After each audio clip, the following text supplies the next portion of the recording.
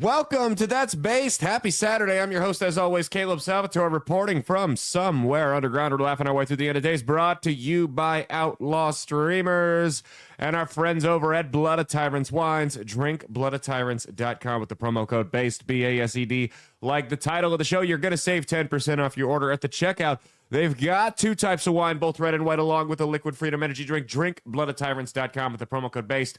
BASED, like the title of the show, you'll save 10% off your order at the checkout. Go support the brands that support this show. More importantly, with the 4th of July coming up, we want to show off our patriotism.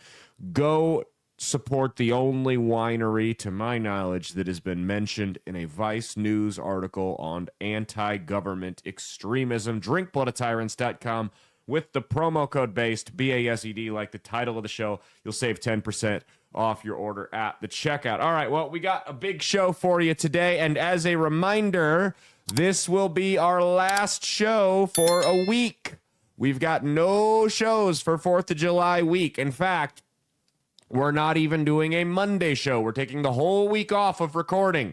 So Monday before the 4th and Monday after the 4th. The next show that we have is going to be Wednesday the 9th. That'll be our next show after this one. So enjoy this one because we are going on a little vacay. Yeah, Wednesday the 9th. I was making sure my calendar was right. We'll be back with your regularly scheduled programming. It's not going to kill you, I promise. This week on That Space, we got a whole bunch to talk about. I'm going to give you a little bit more information about this mayoral election over in New York City. We've got some updates on Iran. One of my favorite congressmen is under attack by both the left and the right, which is why he's one of my favorite congressmen. They tried to impeach Trump. A transgender influencer, quote unquote, goes down. We've got some economic updates for you, and ESPN just cannot stay out of its own way. But before we get into any of that,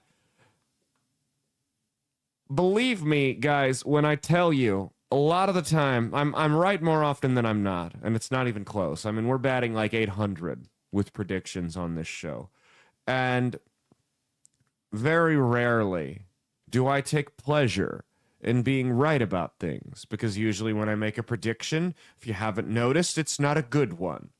But this is a little bit of local news here. KTV News Watch 7 here in Douglas County in Nebraska.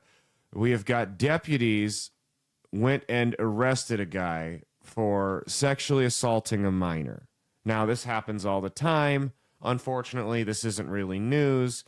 He was a registered sex offender already. Again, a lot of repeat offenders there, which is why we should just hang them.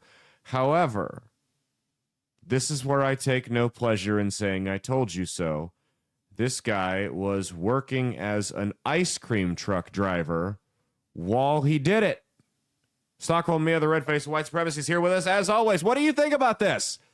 I mean, I feel like that's a requirement for the job to be a registered sex offender. I don't believe it.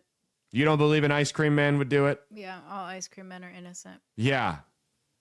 It says Vance was arrested Thursday for sexual assault of a minor in Douglas County.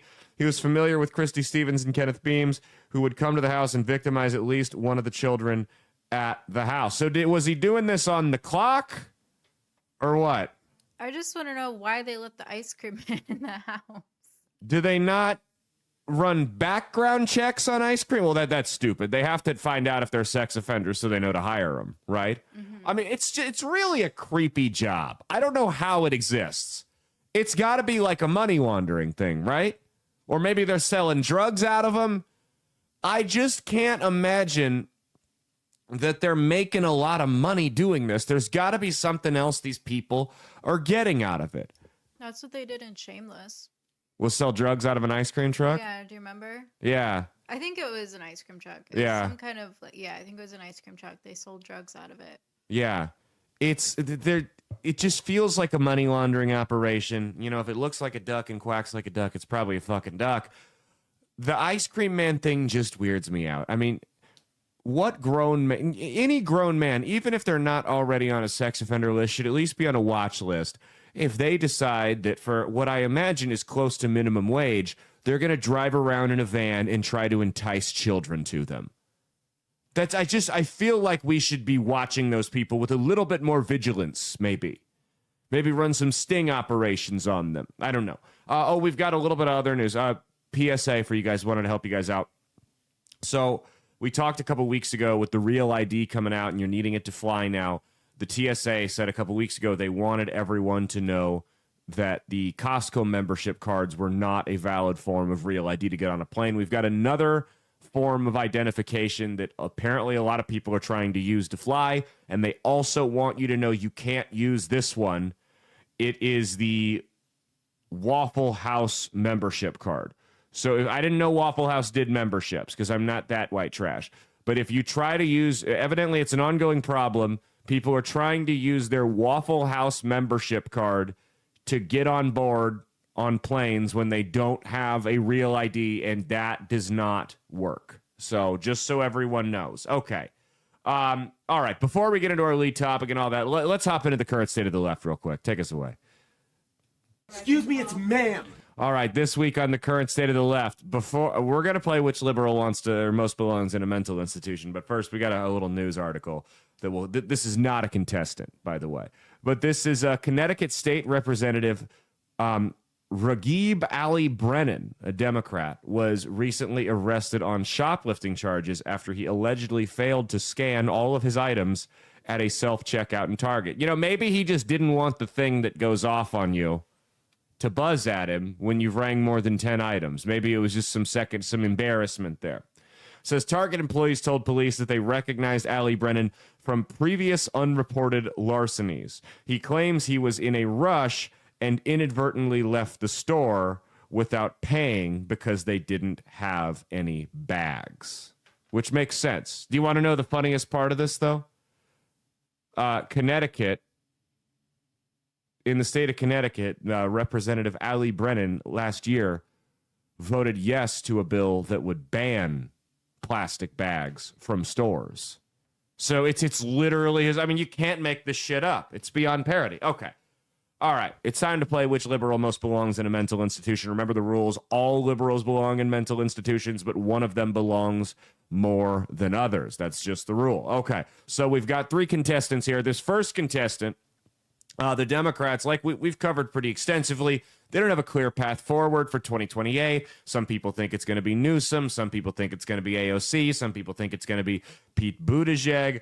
But I think they just got a new presidential frontrunner. And, you know, this populist, anti-elitist movement that's sweeping the country from both the left and the right has inspired a lot of new people to dip their toes into politics. And I think the Democrats actually found their 2028 frontrunner right here with this TikToker. Yes, I guess my next move is to get in front of a fucking camera with a goddamn microphone and do the last thing on this planet that I want to do! I don't want to be a fucking politician! I hate them! But you made me do it! That feels like a threat. That feels like a threat.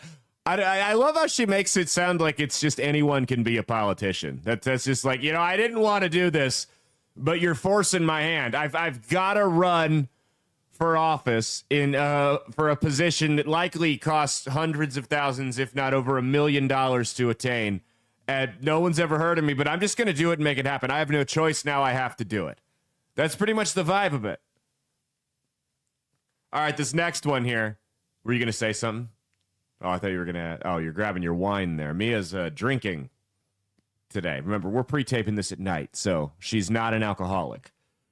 All right, this next one here is a woman has got a solution to some of the ICE raids, and she can help. She wants to help some of the illegal immigrants fight back. Go ahead. It's done. They've done it. They've done it. You need to run your little fingers up to whatever search bar or here. Put icelist.info. Icelist.info.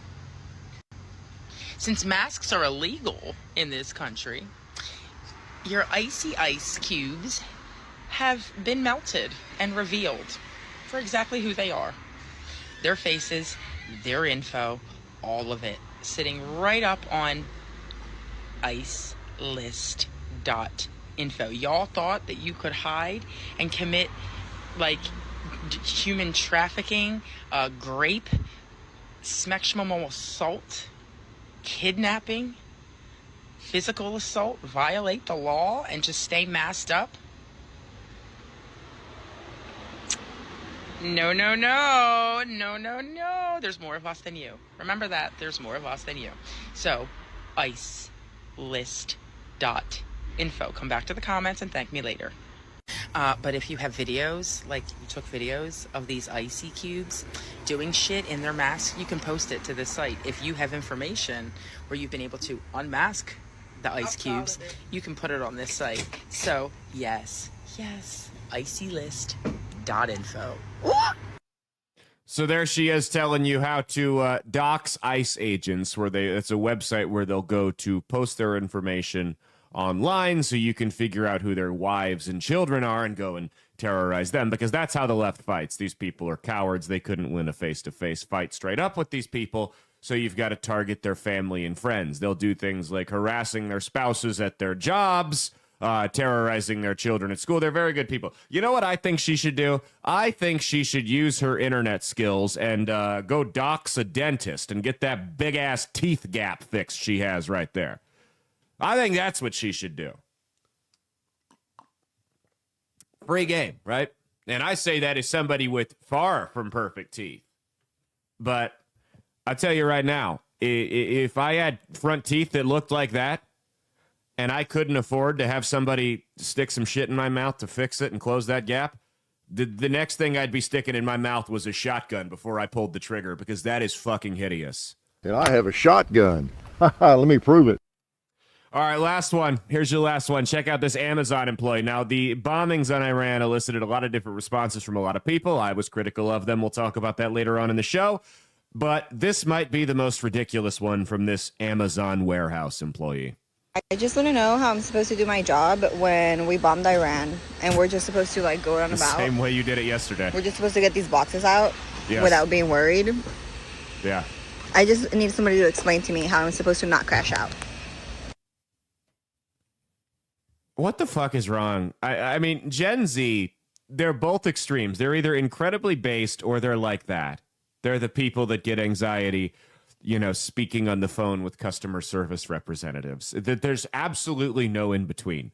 They're either based as fuck and the most productive young people you'll ever meet, or they're absolute basket cases, and there is no in between. Am I wrong on this? They're one or the other. Like my brother's Gen Z. Highly productive, one of the most driven people I know. And then there's kids like that. And it's just like, what do I do knowing that we bombed Iran? The same shit you did yesterday and the day before. And the same thing you're going to do next week when this is old news and nobody's talking about it anymore. Hey, we had this thing when I was a kid called 9/11, where they crashed a plane into the World Trade Center and the Pentagon. And both my parents went to work the next day. As crazy as that is to believe. You know, back even before that, there was another event called Pearl Harbor, where Japanese planes attacked a U.S. military base on U.S. soil. I guess in U.S. waters, technically. And everybody went to work the next day. So it's almost like the show must go on. You know, regardless of what's going on in the world, the packages still have to get delivered. By the way, my package was a day late today. And I blame this retard. And these basket cases that are sitting around, oh, we bombed Iran. Iran doesn't give a fuck, bitch. The packages got to get delivered. I don't give a shit what's good. I don't give a shit if Iran is bombing your factory. Put the boxes on the trucks and shut the fuck up. Enjoy your 2 bathroom breaks a week at your Amazon warehouse and shut the fuck up. Because you know what? You want to sit there and you want to bitch about Iran and I can't be productive because of geopolitical situations that my tiny little pea-sized brain can't even wrap itself around. we'll stop the deportations right now and we'll bring a bunch of illegals into the country to do your job. They'll do it for a fraction of the price. My Amazon prices are going to go down, and the shit they'll probably do it quicker, and they won't bitch the whole time. That's what we'll do. Can we trade the liberal Zoomers for the illegals? Even swap. If you haven't committed a crime, we'll send one liberal Zoomer and trade it for one illegal, and you'll swap citizenships. Can we make that work? I think that's a good compromise on the immigrations. What do you think? Yeah. I think it's a good compromise. The country would be a hell of a lot more productive. Okay, so which liberal most belongs in a mental institution of the three? This is a hard one. I know they're all different kinds of crazy. Mm-hmm. You know, the first one's a screaming lunatic. The second one is like almost like serial killer-esque with horrible teeth. And then the third one is your typical Gen Z basket case that, you know, throws themselves on the floor and acts like Starbucks is a World War I trench. I say maybe the ice. Really? Yeah, she takes the win solely because of her teeth. Just the teeth. I think that like pushed her over the edge. But for me, it was between her and the first lady. The presidential candidate? Oh, I see that spider there. Oh, that's a big boy.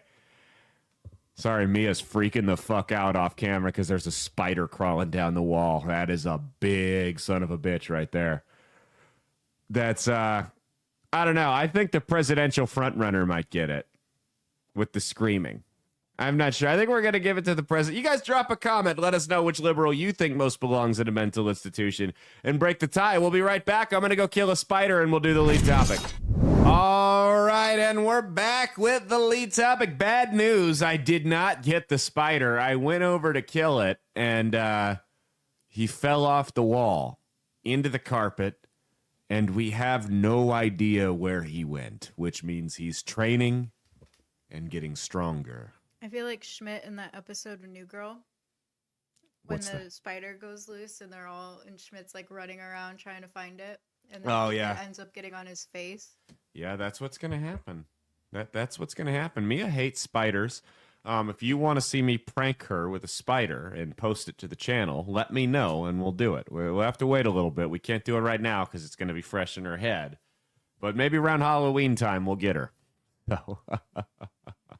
You did that before. Remember you put those fake spiders in the shower? Yeah, I had a little tiny, like, the one you get for like 20 of them for like $1 at Dollar Tree. I don't remember where I got them from, but I took one and I put it in the shower. Forgot about it. And we had 2 showers at the place we were living at, so she didn't use that one for a while. Something was wrong with the other bathroom. She goes into it, and, I mean, we're talking like a month later, and just freaks the fuck out. It was hilarious. All right, lead topics brought to you by Firecracker Farm, firecracker.farm, not .com, .org, or .net farm, F as in Fred, A-R-M.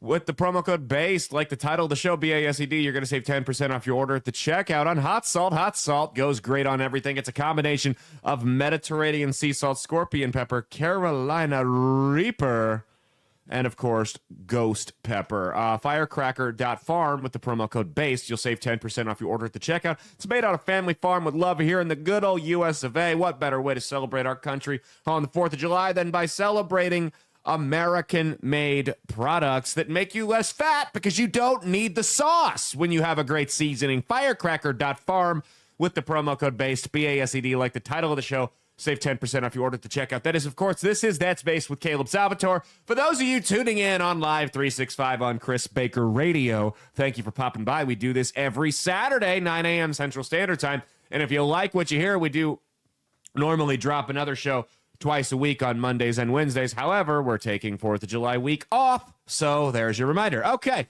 well, let's get into our lead topic. New Yorkistan has, they've gotten the primaries done.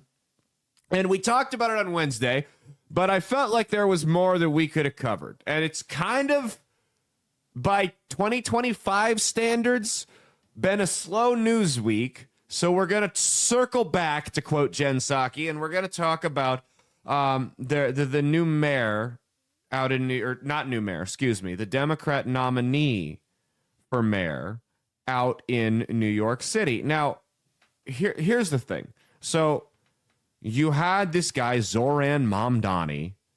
He's a Muslim from Uganda. He's an open socialist. I call him a communist because he is one, but he calls himself a socialist because you can't sell communism even in the bluest of cities in this country yet.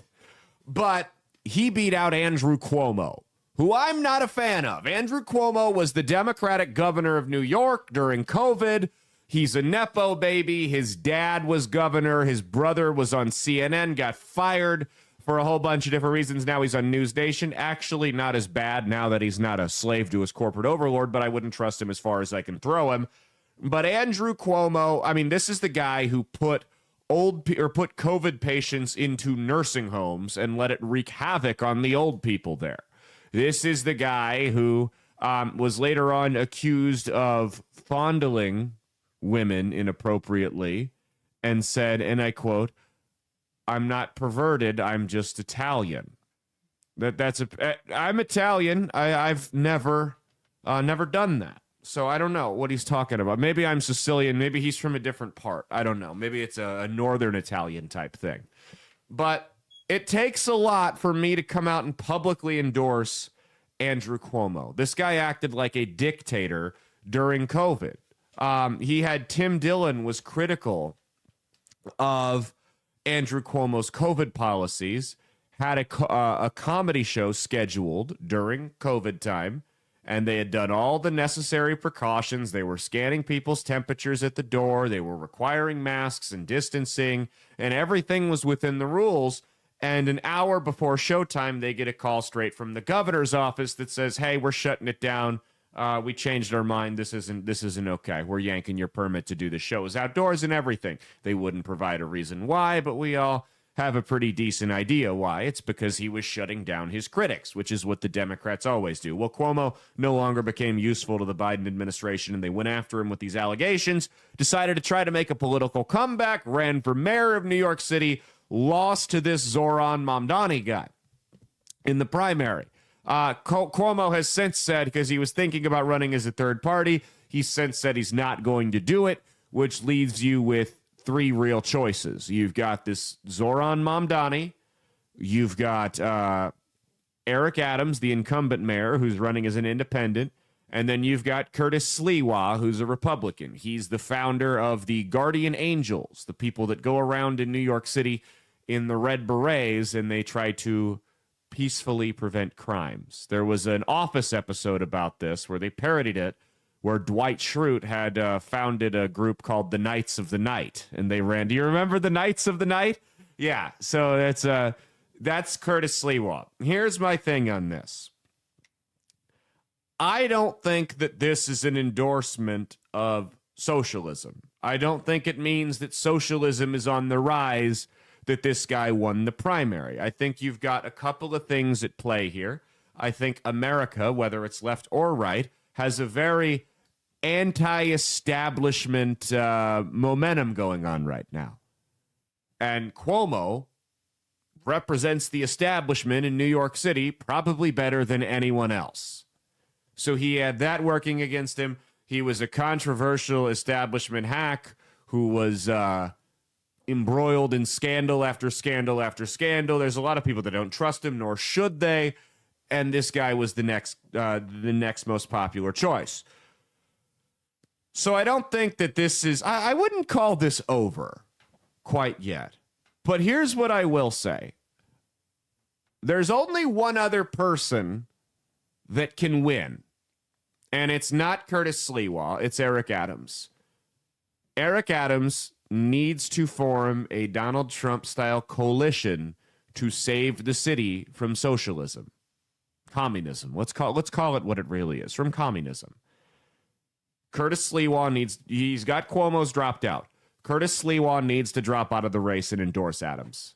And they need to work together because Sliwa's not electable. Adams, I don't agree with him on everything, but he's a whole hell of a lot better than either Cuomo or Mamdani. And I think he's the best chance you have. I mean, he's an unlikely hero. He's what's standing in the way of socialism. Eric Adams is also a Renaissance man. I mean, this guy has got some revolutionary thinking. So for the longest time, New Yorkers just used to throw their garbage out on the street, right? Just bags of trash out on the sidewalks. It was filthy and disgusting until this guy Eric Adams rolled around and he had this fresh idea. Check this out here. What Eric Adams brought to the people in New York City.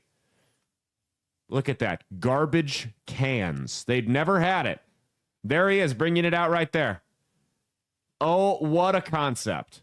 Where you can throw your trash in a garbage can. Eric Adams brought that to the people in New York City. And, I mean, yeah, just truly a revolutionary thinker. He brought New York City into the 1940s. I'm just imagining, like, the people who've lived in New York City all of their lives. They see this garbage can and they're like, holy shit. Yeah, I know. It's like revolutionary for them. Well, it's like, do you remember, because like in Oregon, it's illegal to pump your own gas. And when they were talking about legalizing it a couple years ago, this whole state just went berserk. Like they were just going to lose control of the pump and it was going to spray all over. And, like the housewife spilling stuff all over herself in a bad porno was going to be these people with the fucking gas pumps in Oregon. It's the same thing with the trash cans. Sorry, I'm on week 3 of allergies right now. You can thank the Canadian wildfires because the liberal fucking environmentalist freaks up there won't pass laws that allow them to go in and remove the dead brush, so that shit drifts down here and I have to be miserable until it stops. Here's the other thing we have to realize, though, about this Zohran Mamdani. Why is he so attractive to young voters? Young white voters. Because Cuomo won with people from lower class households and black and Hispanic voters. So why is a Muslim socialist from Africa so attractive to young white voters? And we have to view things from other perspectives. We can sit here and we can call his voters stupid. We can call them idealistic. We can call them inexperienced. And you know what? All of those accusations would be 100% true 100% of the time. But that's not going to help us defeat this. To defeat it, we have to understand why it happened. And I think when you look at the way the country is being run, or excuse me, the way the country, I shouldn't say the way the country's being run, the state of the country, where property ownership and a debt-free lifestyle seems almost unattainable to some people. Someone telling them that they're just going to wave a magic wand and make all their problems go away sounds really appealing. Now, they're going to find out very quickly that socialism ain't all it's cracked out to be. They're going to get a real hard-line lesson in socialism if this, God forbid, this guy wins and gets to start implementing his policies. But we have to understand that, and we've got to offer, we can't just sit here and call them stupid. We can't just sit here and call this guy a terrorist, sympathizer, or anything like that.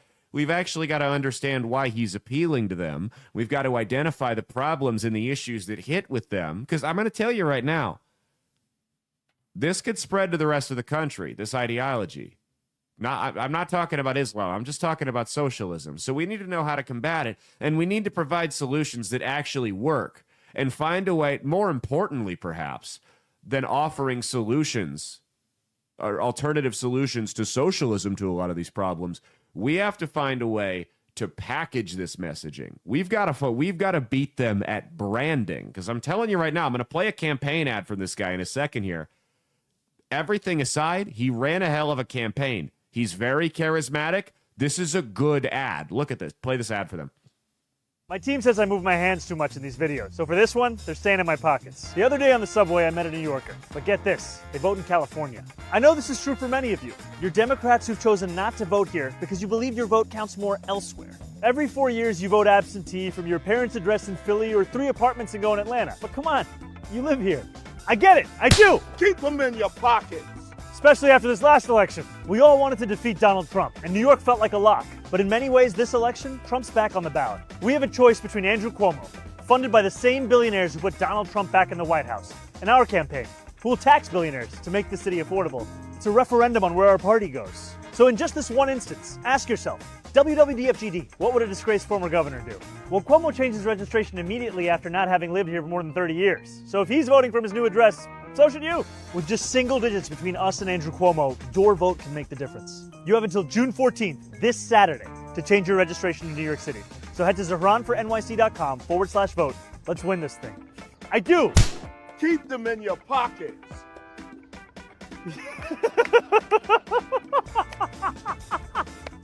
Now, he didn't have any political messaging in that ad, but that's a taste of what his campaign looked like.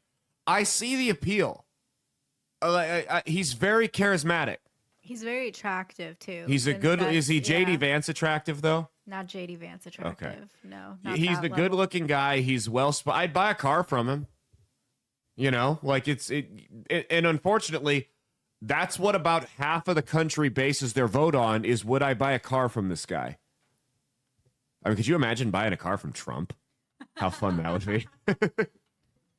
I mean, it really is. Would you buy a car from the guy? That's half the country bases their vote on that alone. Nobody would have bought a car from Kamala Harris. Well, first off, she'd wreck it, pulling it up out of the lot because she'd be too drunk to drive it. But, I mean, it really is. You're right. He's a good-looking guy. He's well-spoken, and he's got effective messaging. So and he's got his heartbeat, or he's got his finger on the pulse of the issues that people care about. So he's found a way to tap into that voter base that doesn't normally show up. And Donald Trump did the same thing. Whether it's left-wing or right-wing, populism is popular right now, for lack of a better word. And he's found a way to do it. So like I said, we've got to find a way, because we go over the ways to combat socialism, the alternatives to socialism all the time. We debunk the ideas on this show weekly. We all know I hate socialism, communism, whatever you want to call it, is a disaster. It's never worked and never will. We talk about that weekly on the show. What we have to do is we have to find candidates in these vulnerable races that can offer effective messaging. And the problem is, in a dark blue city like New York, you're not going to be able to find that. Because the only alternative that they get in New York, they have the socialist, radical, progressive candidates like Mamdani, and then they've got the establishment dinosaurs like Cuomo. And the establishment dinosaurs, they have no message. It's just, we're going to keep things the status quo, and it's going to be more of the same. Well, people don't like the status quo, specifically young people who are, you can look at any poll out there, they've got the lowest, the least favorable view of their future, the least amount of optimism of any generation, and with good reason. I mean, we're $37 trillion in debt. The price of a home is more than double what it was 5 years ago. Inflation's finally cooling now, but we went through a bad period, and a lot of that damage is done. I mean, credit card debt's at all-time high, student loan debt's out of control. So people have a reason to feel a little bleak about their future. And when someone comes around offering all these solutions to, quote-unquote, solutions, saying they're going to make all these problems disappear by sprinkling some magic fairy dust that is government on it, that's appealing to those people. And it's not effective when we just sit here and go, socialism doesn't work, communism doesn't work. We have to find candidates that can counter that message and brand it the same way. Because Donald Trump ain't going to be here forever. And these small races, these citywide races, city council, mayor, state senate, that's where this shit starts to pick up. Every now and then they'll win a big race. But for the most part, if socialism or any radical idea like that is going to spread in the United States, it's going to be at the state and local level first. And that's where it becomes dangerous. So we actually have to invest in candidates that can deliver an effective free market message with actual solutions to these problems that can counter these people on the local level. Otherwise, we're fucked. That's just the reality of it. You know, like I'm looking at some of these races, even here in my home state in Nebraska. And I'll tell you what, if I could afford to take a pay cut down to $12,000 a year, which is what the state senators make in the state of Nebraska, I would run against Merv Reapy, my senator, because I think he's vulnerable and I think he's a sellout hack Republican. But and that's another problem right there that we won't even get into. But we have to start finding effective candidates that get people motivated and get their butts off the couch. So here's the guy, Zamdani. This is his, or Mamdani, excuse me. This is his election party. Go ahead and check this video out here. Look at that. A lot of soy there.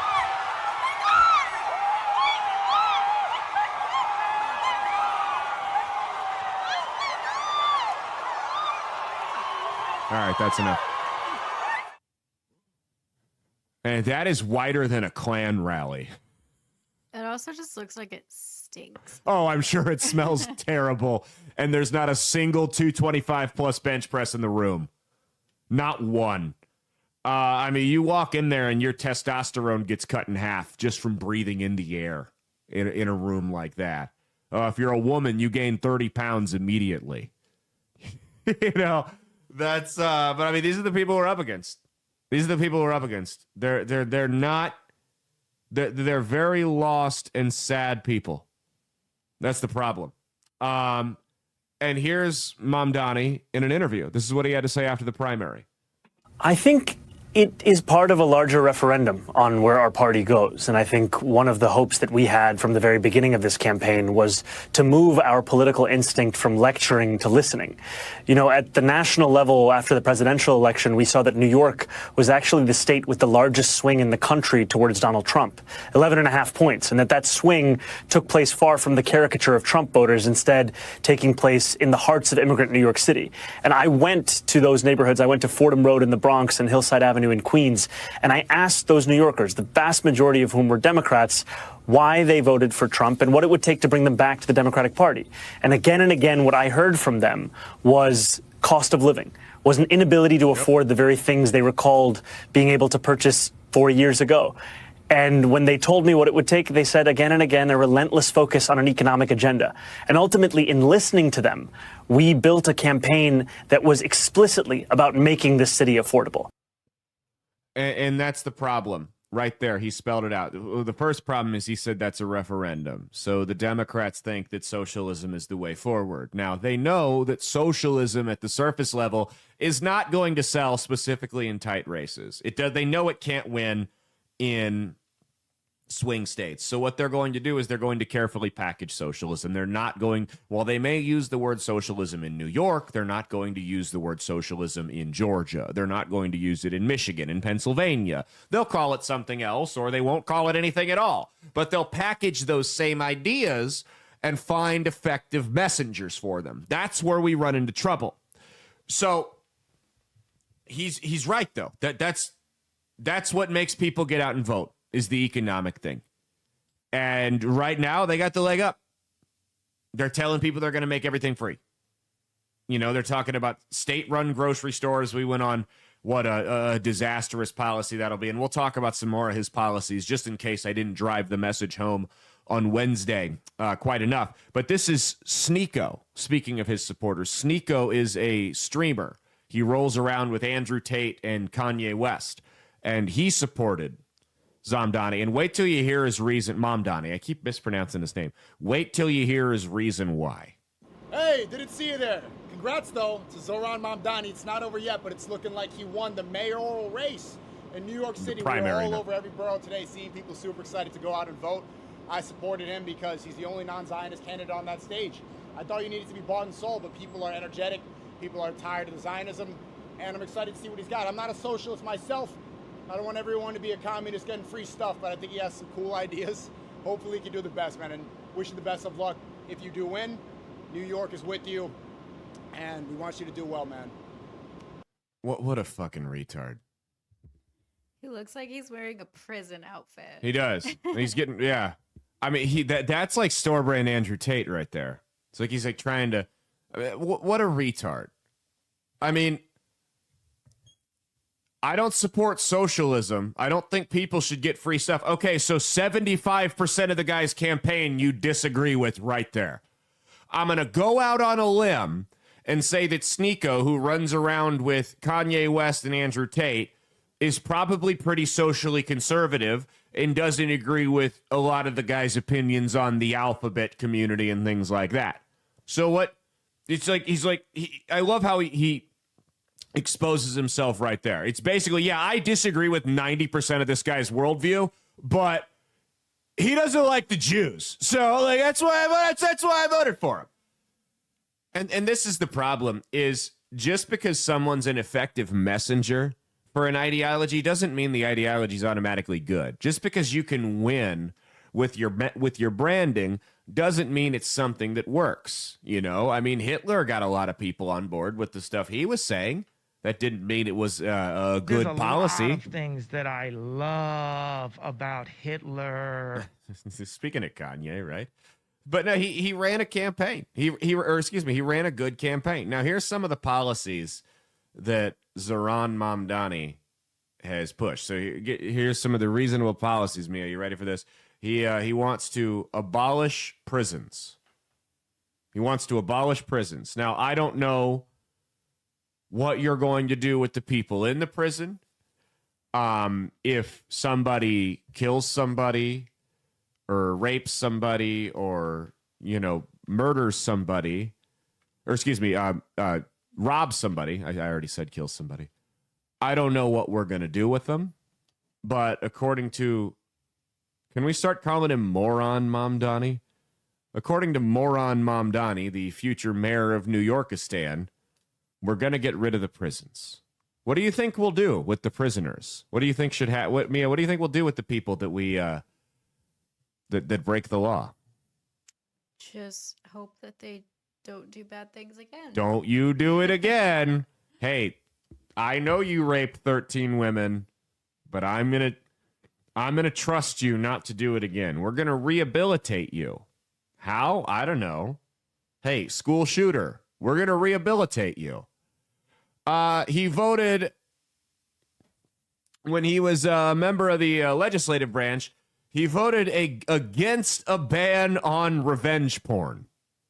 So if you want to take pictures of your ex-girlfriend and that she sent you with some, intimate naked images and send them around to everybody you know, send them to her parents, send them to her job, post them to social media, Zoran Mamdani thinks you should be free to do that. And it's an infringement on your rights if we ban it. So there's that. He supports a $40 an hour minimum wage. In other words, he wants to see everyone making under $40 an hour get replaced by kiosks. That's what he's saying there. He wants to provide state-funded sites for drug addicts to shoot up heroin at, so that we can make sure that they're not, that they're using clean needles when they shoot up heroin. And I'm not just talking out my ass here. We'll let him. Here's some of the stuff he's said about what he thinks about the police. This is a tweet. Go ahead and pull it up. How he would handle law enforcement. The first one. He says, we don't need an investigation to know that the NYPD is racist, anti-queer, and a major threat to public safety. What we need to do is defund the NYPD. Now, that was a slogan that was going around during the George Floyd era. During the riots, people were saying defund the police, and there was debate about whether it meant like actually get rid of the police or change the way you're funding them, cut their funding. There was a lot of words getting minced there. So Andrew Cuomo, when he was governor during the Floyd riots, pull up the second tweet here, said, and I quote, when people are saying, this is what Cuomo said back in 2020, when people are saying defund the police, they're saying they want to see real fundamental change. He said the state is passing an important package of reforms, and local mayors and police departments must also hear the people. Mamdani clarifies the issue and says, no, we just want to defund the police. So he wants to get rid of the police, to make it clear, probably so he can send revenge porn and no one can arrest him. Now, here's what he had to say about guns back in 2022. We need to ban all guns. He cracked that one off at 12 o'clock midnight. That's what he was doing at midnight in 2022, was thinking about banning all guns. Hey, question, dipshit. If we get rid of the police, who's going to go around and enforce the gun ban? Who's going to come take it from me? You going to send a social worker? Or are you just going to just count on me turning it in? What a fucking idiot. This guy's 33 years old. He's never had a real job. His mother, who he lives with, says he doesn't identify as a real American first. So he's not an American. He doesn't even identify as American. They want to make this guy mayor in New York City. This is dangerous. This is dangerous. He supports rent control, which, by the way, we've talked rent control on the show before. They've tried it in New York City. It was a disaster. You had some of the worst living conditions in the history of the city. But trust me, this time it'll be different. There's economists on both the left and the right, like 90% agree it's disastrous. Some have even said it would be more effective to impose rent control on a city if you wanted to destroy it than carpet bombing it. So there's that. The problem with rent control is it reduces both the quality and the quantity. So there's no incentive to maintain properties if you're a landlord who can't keep his who can't raise the rent when he needs to make renovations to the property, or when taxes go up or insurance or you name it. That money's got to get cut somewhere, because believe it or not, landlords don't just have bottomless pockets. So that guy's not going to maintain the property, and you can go in and try to force him to maintain the property. He's not going to be able to. He's going to sell it. The place is going to go bankrupt, and then no one's going to be able to live there. It causes a shrinking supply of rental housing. These units get converted into condos that they can sell, Airbnbs, or they just move it. There's a whole bunch of things. Developers won't build rental housing in the area, so you have, again, a quantity issue because no one wants to build there because they know they can't make money. What happens then is you get people that move in to these housing, young people. They'll move into a rent-controlled area, and they'll stay there at that specific rent rate, and they'll become more successful because they've graduated college or moved up in their career or whatever the case may be, and then they'll stay there. So they don't move on to a more expensive or nicer place because they've got such a cheap rent that they've been paying for years, and other young people have to go in and pay way higher rent because these people are the ones keeping the prices up. So it's a disaster. It causes... They've tried it in California. They've tried it in New York. It has never worked anywhere they've done it because economically it doesn't make sense. It turns decent apartments and homes into slums because people can't afford to keep up with it. Now, are there slumlords that treat people like shit and jack the rent up? Yeah, there are. And you know what? We already have provisions in place that are supposed to combat that. And I think we should, just like with a lot of laws in this country, enforce the laws we have on the books rather than making new ones. And we should punish the bad actors, but we should also realize that a lot of the time, when your landlord raises your rent, you should look at the insurance rates in your area and see what they're doing. Because my guess is that price is being passed on to you. The profit margin in the real estate industry isn't as high as people think it is. That's just a fact. So, he's going to be a disaster. He's going to be a disaster. If you're in New York, vote for Eric Adams. I'm not a huge fan of him. We've got our differences politically, but he's far better than this garbage that you're going to get. This guy's going to drive all the money out of your city, all the investment out of your city. You think you got a housing crisis now? Wait until all the available housing is shit because nobody can afford to maintain it and nobody wants to build any new ones. Just wait. Rent's already a problem in New York City. He's going to push Wall Street out. You're going to see another boom, probably not to Florida, but like I said, New Jersey, North Carolina, Virginia, those areas, you're probably going to see a boom of rich New Yorkers moving there. By the way, as much as these guys claim to hate rich people, if the rich folks left New York City, forget their business investments, just from a tax revenue standpoint. If the rich people left New York City, that city would be bankrupt in a couple of years. They wouldn't be able to pay for the police. They wouldn't be able to pay the fire department. They wouldn't be able to keep up the roads. It would be a train wreck. He's going to burn the city to the ground. And it's like I said, maybe this is a good thing. that this is going to happen in such a big city. So the rest of the country, you know, the cat's out of the bag. He's not disguising it. He's not hiding it. The rest of the country can see what socialism really is. There won't be any denying it when this guy ruins that city, and I guarantee you he's going to. So that's all there is to it. Good luck, New Yorkistan. That's been our lead topic. All right, well, we gave our little spiel on the great city of New Yorkistan. Now it's time to hop into store brand TMZ. Justin Bieber! All right, this week in store brand TMZ, we have got a 22-year-old teacher.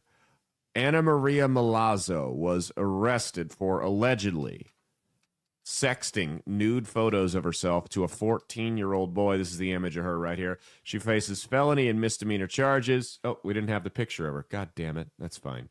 Here she is right here on the iPad. That's her right there. She faces felony and misdemeanor charges as confirmed by the Chemung County Sheriff's Office and reported by credible sources, People, and Fox News. I mean, this is disgusting what she did, right? I think she should have to.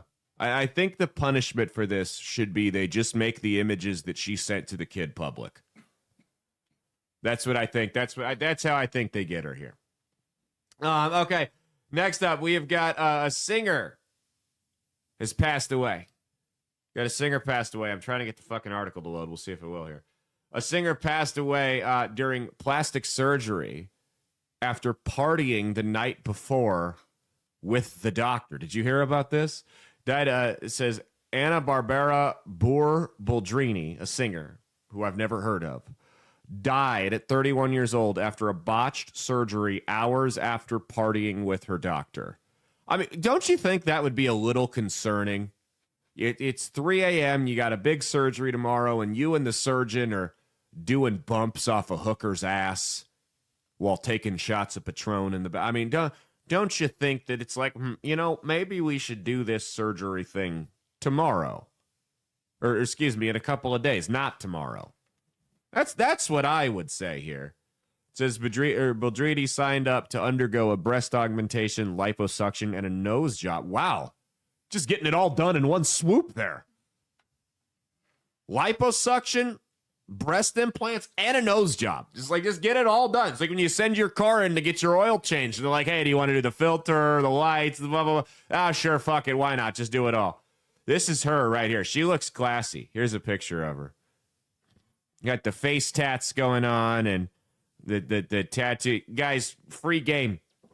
Anytime you see a woman with I'm not talking a little tiny one, a big old tattoo across her chest, she's got an STD. 100% of the time, if they've got a big old tattoo across their chest, they have an STD. Run for the hills. This is undeniable, scientifically proven facts. If she's got a tattoo across her chest, she's going to give you the clap. Just avoid it. Okay, next up. This is the most bizarre story that I've seen. So Liver King is an Instagram influencer, and the guy is jacked. And he sold his whole brand as, I look this way naturally from just eating beef and chicken and other types of livers. You can do this too. And he's selling all these supplements, and he pitched a whole brand on this. Well, it turned out the guy was using steroids. And Joe Rogan had him on his show before this was a revelation.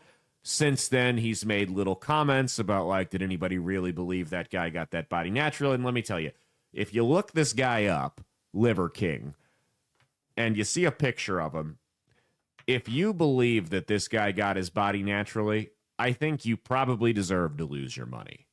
There's no way. And I mean, this is not, I don't understand the appeal. This is not, women don't find this attractive.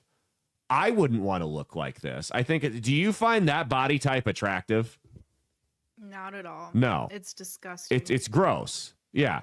Women don't find it attractive. It's not healthy for a man to be built that way because it's not natural because you're pumping steroids into your body.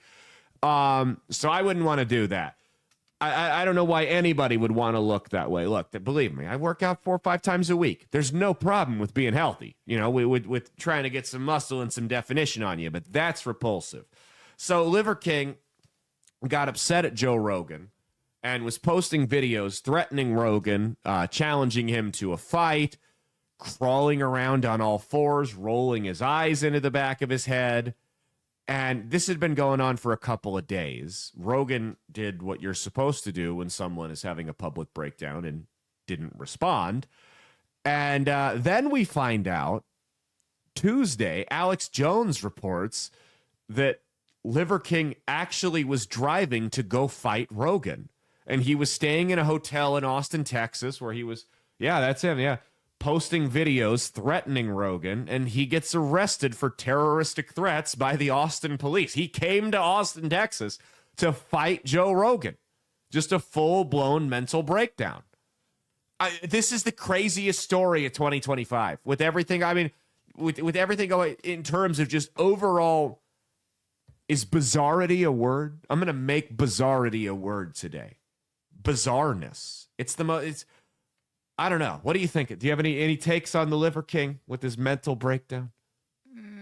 Not really. No. I saw his mugshot though. He looks rough. Yeah, he doesn't look great.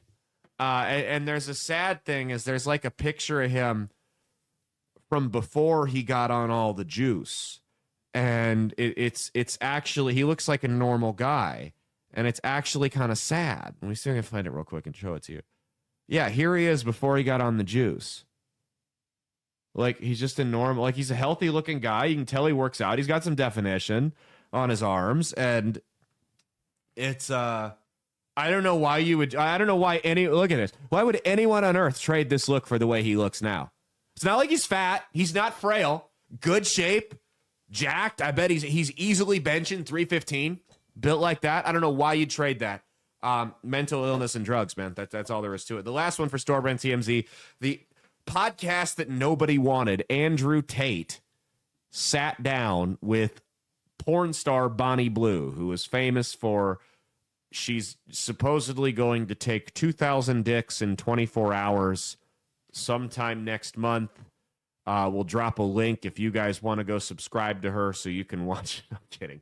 But yeah, it's the two of them, the both sides of societal rot in this country decided to sit down and have a conversation with one another. We're not going to play any clips from it because it's honestly not worth dignifying with our time.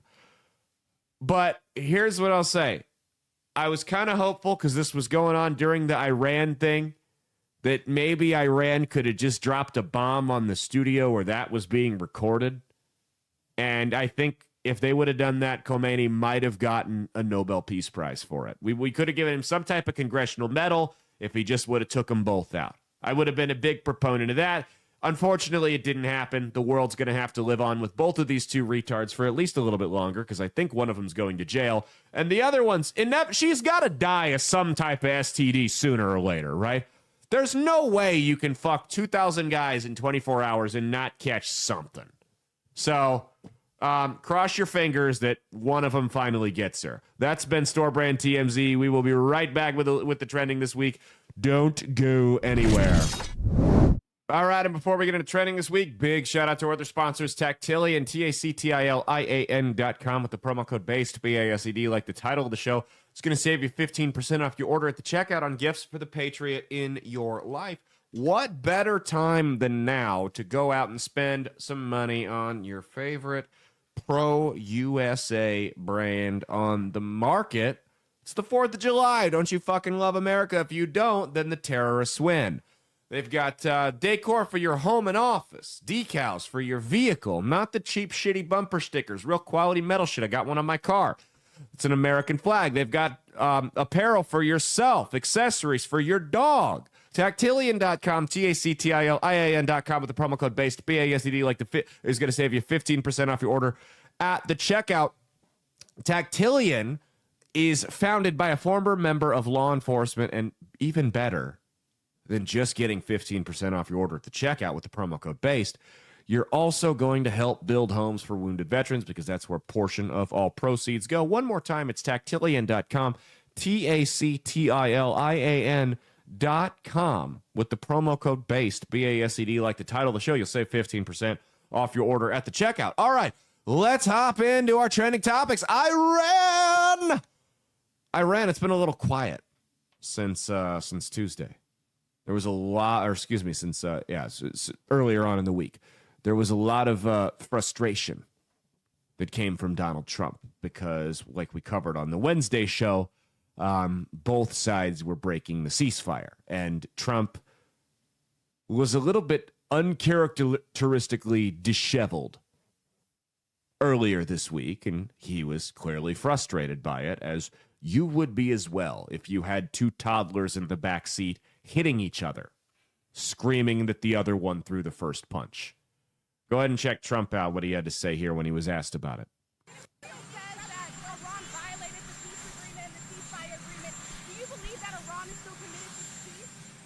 Yeah, I do. They violated it, but Israel violated it too. Are you questioning if Israel is committed? Israel, as soon as we made the deal, they came out and they dropped a load of bombs, the likes of which I'd never seen before. The biggest load that we've seen. I'm not happy with Israel.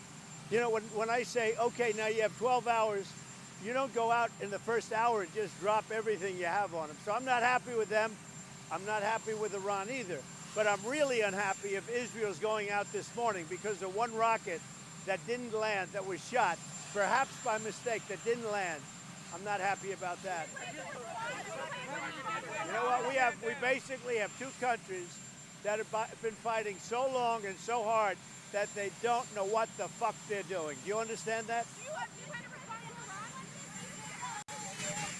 The lips didn't match the words there because that audio was enhanced for the video there, so I apologize for that. But yeah, he's clearly a little flustered. He was clearly a little flustered there. I know they were talking on a show I was listening to about, has a president ever used the word fuck just outright like that? Not on a hot mic, not on a social media, anything like that, but has he ever just dropped an F-bomb out in front of the press? And I don't think it's ever happened. I know Obama caught some controversy because he was frustrated about a response to a storm, and he said, I'm going to have to go down there and kick somebody's ass. But I don't, correct me if I'm wrong, drop a comment on YouTube or Rumble, let me know. I don't think anyone ever has said fuck. I wouldn't be surprised if Nixon had. There's a president to do it. It's Trump. He's all about setting precedents, right? He's all about breaking the mold, you know. He had this exchange with a CNN reporter as well. Check this out. He was clearly not having a good day. You're gutless losers. I say that to CNN because I watch it. I have no choice. I got to watch that garbage. It's all garbage. It's all fake news. But I think CNN is a gutless group of people. And the people that run it, nobody even knows it's been sold so many times. But the people that run it ought to be ashamed. So he's a little upset, Trump was, with the folks asking him the questions and the people that they were asking the questions about. And it makes sense. It's like I said, and we covered this pretty extensively on Wednesday. I'm not going to get too much deeper into it. Here's what I'll say, though, is it's been relatively, and we're pre-taping this, of course, so I'm sure a nuke is going to fucking go off on Friday, and that'll nullify everything I've been saying. But let's pretend that nothing happens between when we pre-taped this and on Thursday and when this airs, okay? Maybe this worked. I was skeptical of it at first. I was not. I was one of the people that was like, hey, we were told no more endless wars in the Middle East. Now we're going to get dragged into a war with Israel doing their dirty work. But I feel like if something was going to happen in terms of that was something that was going to drag the U.S. into war here, Iran would have done it by now. Maybe I'm wrong. And I'll, again, come on and eat crow if I'm wrong. But I feel like they would have done it by now. And while I don't like to see the U.S. involving itself in foreign entanglements, I'm also a pragmatist. And I understand there's a lot of gray in the world. And if dropping a couple bombs on some nuclear sites is what it takes to achieve long-lasting peace in that region, I have no problem coming on here and saying that I got it wrong. We'll see. We'll see if the ceasefire holds. and we'll see if the nuclear sites were actually destroyed. I'm not going to come out here and say it either way and admit to being right or wrong either way, because it's way too soon to tell. But if he got this right, I have no problem. Like, guys, I'm not... I think the problem is TDS works both ways, right? TDS, Trump derangement syndrome. You have the people that are unhinged lunatics that hate everything Trump does and everything he does is wrong. And then there's also the people that can't find anything he's done that's ever been wrong. And they're both equally retarded. I'm neither a Trump supporter nor a Trump detractor. He has policies I agree with and policies I disagree with. And just like all of you should be, when I'm presented with new information, or more importantly, new evidence, that maybe there's something wrong with one of my opinions, I have no problem changing it. I criticized him publicly. You can go back and check. When he dropped the bombs, I was like, this is not what I voted for. We were told that these foreign entanglements were over. I was concerned that Iran was going to strike a U.S. military base and we were going to get drug into a hot ground war with them. But that hasn't happened so far. So if this worked, I'll give him credit where it was due. He got this one right. Now, does that justify going in and instituting regime change? No, absolutely not. If he tries to do that, I'll come out and criticize him for it again. But that's not what we're seeing right now. This has been a measured response. It hasn't been overkill. And it doesn't seem like he wants to go in and do nation building. He wouldn't be out calling Israel out publicly like that if he did. So I'm cautiously optimistic about this. I know, people, that's not what you guys wanted to hear. You wanted to hear a hardline take either way. And on something like this where there's too much nuance, I could do that and I'd probably get more clicks from it. And it'd rile up, one base of listeners and piss the other one off and whatever. I'm not interested in doing that. I'd be like any other grifter with a talk show, and that's not me. Despite some idiots thinking that I sold out, to who, I don't know. But despite people thinking that, no, that's not how we're going to deal with this. I think what you're seeing here is Iran knows they're overmatched. And they talk a lot of shit. And I think the missiles they fired back at the U.S. bases earlier in the week, that was more of a saving face type thing. That was more of a, okay, if we do, none of these are going to hit, but if we don't do it, we're going to look bad. It's like, let's say you're out at the bar with your wife and this guy that's like 6'5", John Jones looking motherfucker is hitting on her. And you walk over to him and go, hey man, this is my wife, fuck off.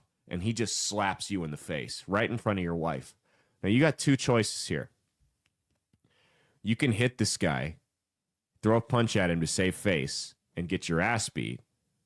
Or you can just be a bitch, and your wife will never respect you again and walk away. You have to punch him. Now, imagine, in Iran's case, if you pulled this guy off to the side and go, hey, look, I can't look like a pussy in front of my wife here. Are you cool if I just throw a punch at you? I won't hit you that hard. I'll chip you in the shoulder or something. You shove me and we'll cause a big scene and the bouncer will walk over and split it up. Is that no one's going to get real hurt? And he's like, all right, that's fine. I probably crossed the line with you, whatever. So you do that just to save face. That's kind of what Iran did here because they alerted the U.S. before they fired, hey, we're going to shoot these missiles at you in a couple of hours. You might want to get your people out. That's not a real act of war. That's not a response. We can't look weak in front of our people. It's the same thing. We can't look weak in front of our people. Could you please, if we do this, it's going to destabilize it even further. As you know, when Middle Eastern governments get destabilized, it leads to radical Islam taking over the area. Could you please just let us do this? Get everybody out. We'll let you shoot them down. We won't even really point them at you. But we've got to look strong here. We've got to look like we did something. Okay? And that's basically what they did here. So I think I had a friend texted me who's got some connections to some military intelligence, who said that the power move here was not the bunker buster bombs that they dropped on Iran. This is really interesting. So the power move here was not the bombs that we dropped. It wasn't the destruction that resulted from the bombs that we dropped. The power move here was where the planes flew. You had these B-2 bombers flew over China and flew over Russia, dropped these bombs, and flew back over both of them, and neither of them knew it until after it was done. That's the power move. Hey, our elite bombers flew over both of our biggest enemies' airspaces, not once, but twice, and they didn't even know it. That's going to, in my opinion, in terms of making the world a safer place, I think that's going to bring us closer than denuclearizing Iran. Now that Russia and China know we could blow them off the fucking planet and they wouldn't even know it was coming. I think when they know that, that makes it more peaceful. What do we always talk about? I mean, on a micro level, an armed society is a polite society. If somebody knows you got a gun, they're a whole lot less likely to fuck with you. Now that because they know you can end their life.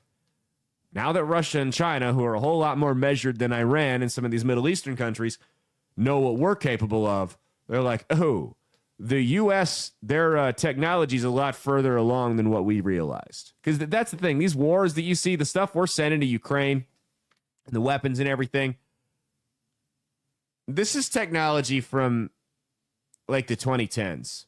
You don't think with the billions or trillions of dollars we invest into our military every year, the technology hasn't advanced a little bit since then? Like these weapons we're sending over to Ukraine, a lot of these conflicts that we're involved in the Middle East and Africa right now, these like soft wars that we're doing, that's old tech. If we really got into a hot war with one of these countries, you'd see shit that your brain couldn't even comprehend. I truly. I mean, that's where the Area 51 UFO shit starts rolling out. Now, this hasn't, the media has still done their job to sabotage this. You're seeing reports coming in from CNN and New York Times saying, oh, they didn't really destroy the bunker. I don't know. Excuse me. I don't know if they got the nuclear shit or not. Nobody does. Nobody really does other than Iran. There's going to, I mean, who are you going to trust? Are you going to trust the intelligence?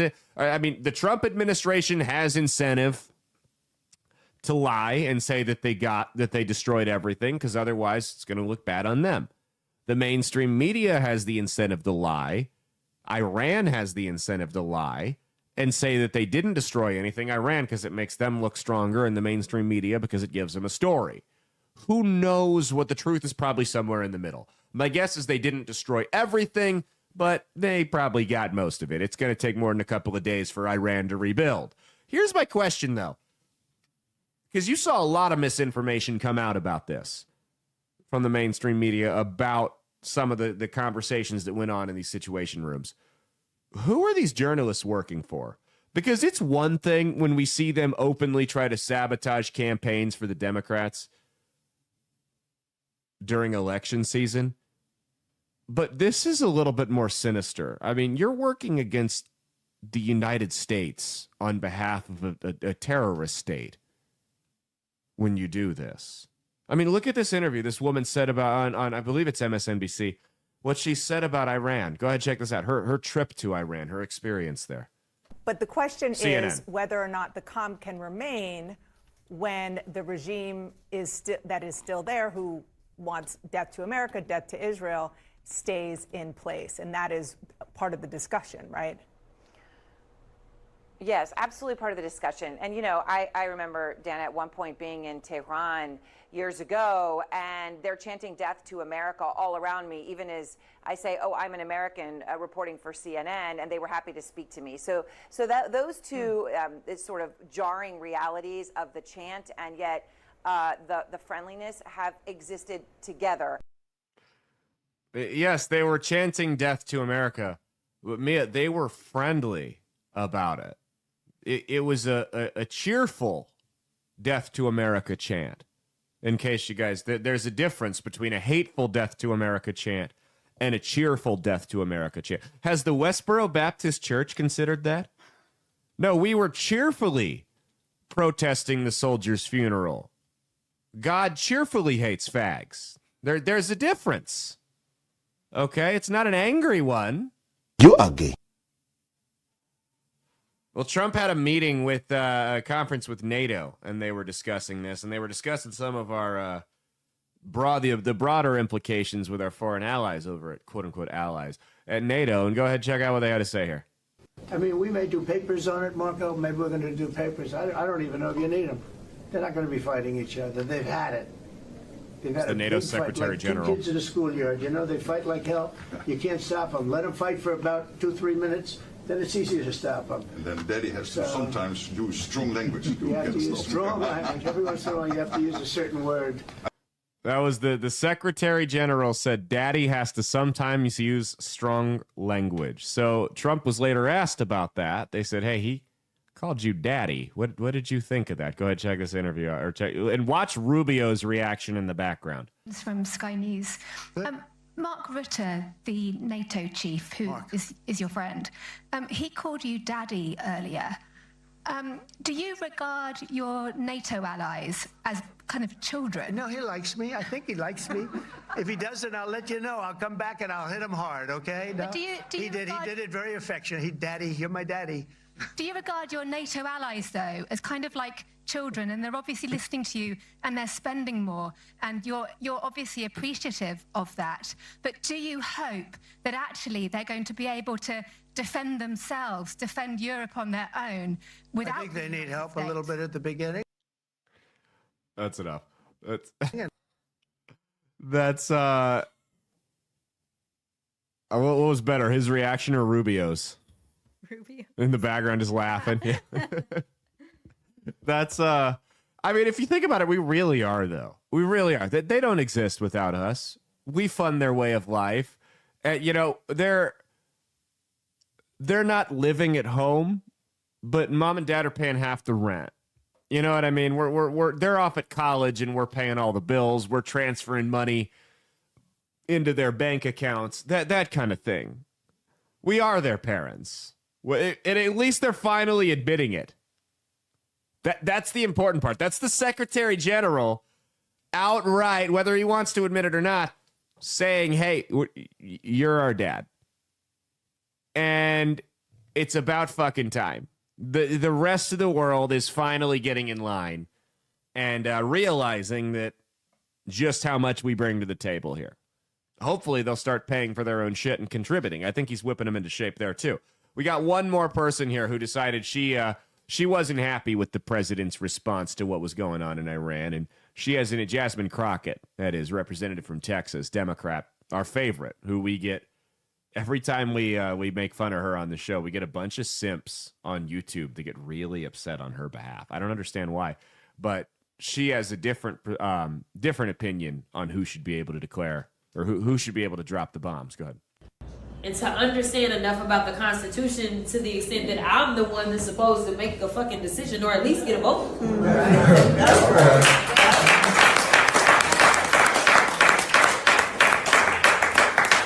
Ron is telling me. Right. So literally, like, Yeah, so first off, while I didn't agree with Trump bombing Iran when he did it, he's not banned from doing it. It's not illegal. It's not unconstitutional. Congress can declare war. Congress has to declare war. But the president has been able to commence bombing operations, strategic bombing operations, for as long as the War Powers Act has been around. I mean, Barack Obama did tens of thousands of bombings, and nobody ever lost their shit the way you're seeing people do it now. So it's just TDS taken to another level. Okay, let's go to our next topic here. Let's talk Thomas Massie. Thomas Massie is one of my favorite congressmen. He's a Republican from Kentucky, and the reason he's one of my favorite congressmen is because he gets everybody so upset. So Trump tweeted this. So Thomas Massie was critical for the same reason a lot of us were, saying, hey, we need to be cautious, not dragging ourselves into wars. You know, a lot of people voted for an end to these foreign wars, and here we are. It looks like we're about to get into another one. He's also critical, the same way I am, of funding to Israel. He doesn't necessarily oppose funding to Israel, but he's upset the same way I am about funding Israel with no strings attached and letting them do whatever the hell they want and directly disregard the orders from our president. So here's what Trump tweeted or Truth Socialed about him. I went from defending Trump to criticizing him. This is a boomer rant here. This is a boomer. I mean, surely the president has something better to do than type this shit out on his phone at 11 o'clock in the morning. Says Congressman Thomas Massie of Kentucky is not MAGA, even though he likes to say he is. Actually, MAGA doesn't want him, doesn't know him, and doesn't respect him. Trump endorsed him the last 2 elections, but neither here nor there. He's a negative force who almost always votes no matter how good something may be. He's a simple-minded, quote-unquote, grandstander. I don't know why that's in quotes, who thinks it's good politics for Iran to have the highest-level nuclear weapon, while at the same time yelling death to America every chance they get. Iran's killed and maimed thousands of Americans and even took over the American embassy in Tehran under the Carter administration. We had a spectacular military success yesterday, taking the bomb right out of their hands, and they would use it if they could. But as usual, and despite all of the praise and accolades received, this lightweight congressman, lightweights in quotes again, the inappropriate use of quotation marks from Trump is what irritates me, is against what was so brilliantly achieved last night in Iran. Massie is weak, ineffective, and votes no on virtually everything put before him, in parentheses, Rand Paul Jr., no matter how good something may be. He is disrespectful to our great military and all they stand for, not even acknowledging their brilliance and bravery in yesterday's attack, which was a total and complete win. Massie should drop his fake act and start putting America first, but he doesn't know how to get there. He doesn't have a clue. He'll undoubtedly vote against the great, big, beautiful bill, even though non-passage means a 68% tax increase for everybody and many things far worse than that. MAGA should drop this pathetic, in all caps, loser, Tom Massie, like the plague. The good news is that we will have a wonderful American patriot running against him in the Republican primary, and I'll be out in Kentucky campaigning really hard. MAGA is not about lazy grandstanding, non-productive politicians, of which Thomas Massie is definitely one. Thank you for our incredible military for the amazing job they did last night. It was something really special. Make America great again. Okay. Lot going on there in that long, winding tirade. And Thomas Massie has a great interview on Theo Von. I just got done listening to it. It was from the other day. You should go check it out.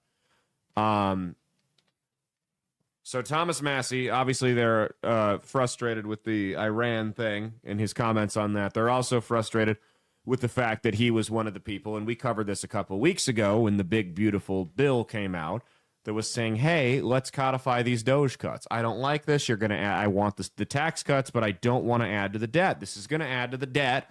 We're not going to cut enough spending. This is going to be a disaster if we don't get our spending in control. And they said, oh, we'll do it later. Just vote yes on this. We'll put it on the back burner. And he's like, no, I've played this game before. You guys never do that. We have a chance to cut the spending. Let's do it now. And he obviously lost that. So right now, here's what's going to happen. You may not like Thomas Massie on some issues. You may feel he kneecaps what Trump's trying to accomplish.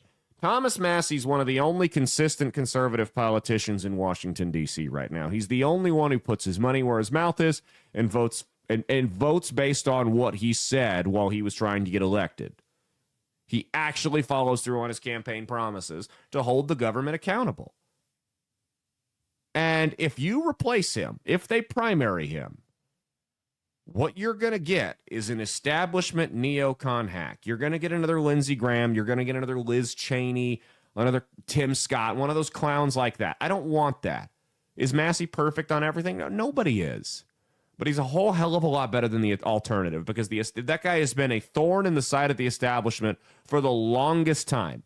And if they see MAGA on board with derailing an anti-establishment conservative, they're going to be all for it. And the Mitch McConnells of the world are going to come out of the woodwork with the knives out to take this guy down and replace him with another neocon war hawk yes man. I don't want that. You shouldn't either. You know, the fact that Trump is going to go campaign in Kentucky during what's going to be a tight midterm, Thomas Massie, the Republican's going to win that seat 70-30, no matter who the nominee is. It doesn't matter. And the president's going to be there, wasting his energy. You're going to have money that could go to some of these swing districts, like Nebraska 2, like some spots up in Michigan, like some spots in Pennsylvania and New York, that flip a coin and that's who wins. I mean, you're talking millions of dollars that could go to help campaigns defeat Democrats is going to be wasted trying to take down one of the most conservative members of the House. Hey, Don, why don't you go, Donald, not Don Bacon, why don't you go to some of these districts and use your time there? Why don't you campaign in these manufacturing districts up in Pennsylvania that switch parties every 2 to 4 years? Why don't you go do that? If everything you're doing is so popular, you know, this Iran shit is as popular as you say it is, go campaign on that in the districts that we can either take over or the ones that we're in danger of losing. There's a district up in Maine.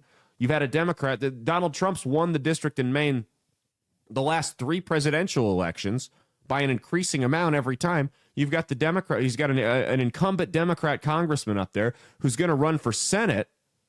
So he's dropping out of his congressional race. That's a very vulnerable seat that we could easily take if we put a little bit of time, money, and effort into it. But you're going to use it trying to unseat Thomas Massie. Listen, guys, Thomas Massie's the Ron Paul of this generation, whether you like it or not. Ron Paul was a thorn in the side of the establishment from both sides for decades. And I hate to break it to you, without Ron Paul, there is no Donald Trump. Ron Paul laid the foundation for what is the MAGA movement now. It's not perfectly, excuse me. It's not perfectly adjacent, but there's a lot of similarities there. And these people that are running Thomas Massie out would have happily run Ron Paul out 15 years ago. They tried to do that to him. It didn't work too well. He was a little bit more stubborn than that. But right now, here's what I'm trying to figure out, and let me know what I'm wrong about here.